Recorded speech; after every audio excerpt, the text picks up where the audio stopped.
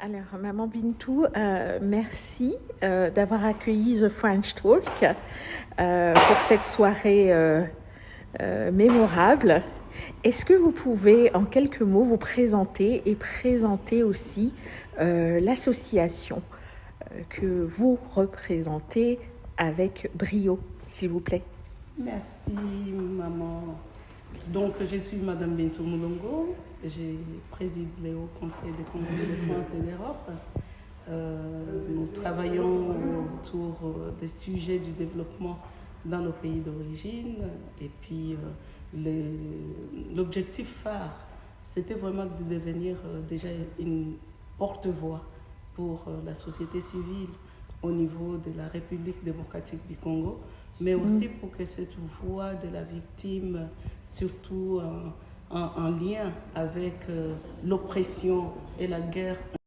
Du coup, nous étions animés par l'esprit de solidarité envers le peuple congolais. Et aujourd'hui, à l'occasion du 63e anniversaire de la RDC et de l'indépendance du pays, nous nous sommes dit, en tout cas, on ne peut pas rester comme ça, sans rien faire, même si nous sommes éloignés de l'autre.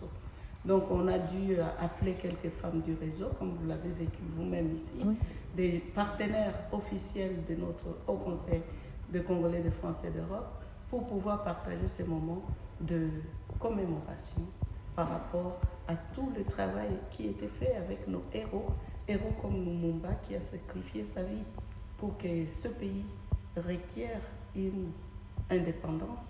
Donc nous l'avons souligné aujourd'hui avec des cris de tristesse, parce qu'il y a toujours les massacres à l'Est, mais au moins on ne peut pas nier que nous restons un État. Son cœur, et surtout son projet est dans l'agriculture.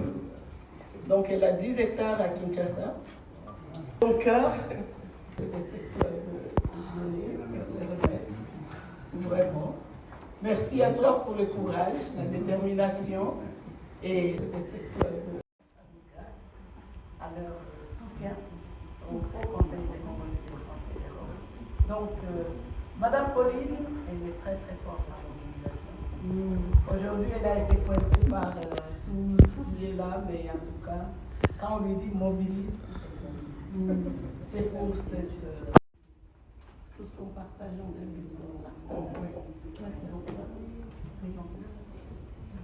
c'est très gentil, c'est très beau. Ah oui.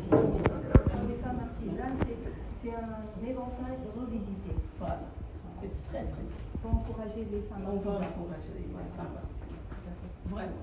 Merci beaucoup. Merci.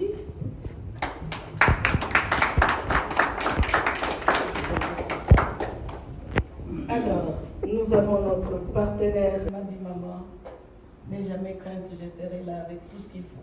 Et voilà, merci. Elle était là. Bernadette. Vraiment.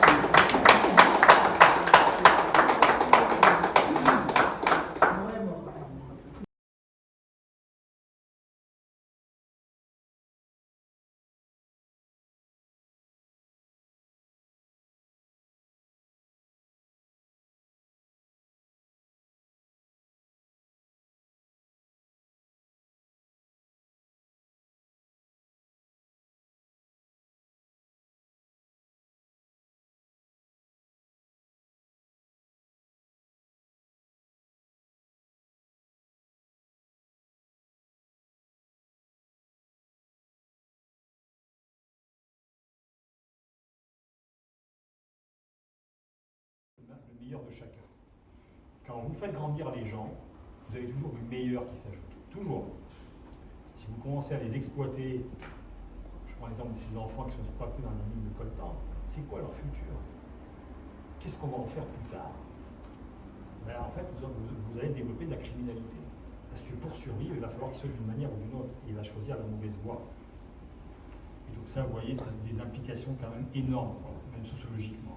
Donc il faut en prendre conscience, et souvent les gens n'en prennent pas conscience, ils prennent que le petit bout du problème sans regarder le reste. Et nous, on a décidé de prendre l'entièreté du problème. C'est pour ça qu'on est là.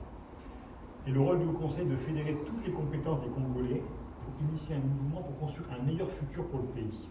Aider à créer de nouveaux modèles d'affaires à partir des ressources locales, renforcer les initiatives locales, sortir des dépendances pour rendre une autonomie au pays et asseoir sa souveraineté. Voilà, ça c'est vraiment l'objectif qu'on s'est fixé. Problématique concentrée, vous ne pouvez pas raisonner que sur un seul secteur. Vous pouvez en fait prendre en compte tout ce qui est interconnecté autour de ça parce que tout est dépendant. En seulement 19% de la population congolaise a accès à l'électricité. 19%, c'est peu pour 70 millions d'habitants. Et l'accès à l'électricité est encore plus faible au milieu rural. L'insuffisance de la capacité de production d'énergie, le pays dispose d'un potentiel énergétique considérable. Et là, je voudrais juste citer le barrage d'Inga, qui est en panne depuis 20 ans et qui est censé alimenter un tiers du pays. En Afrique comme ça, je pense que l'Africain doit se prendre en main.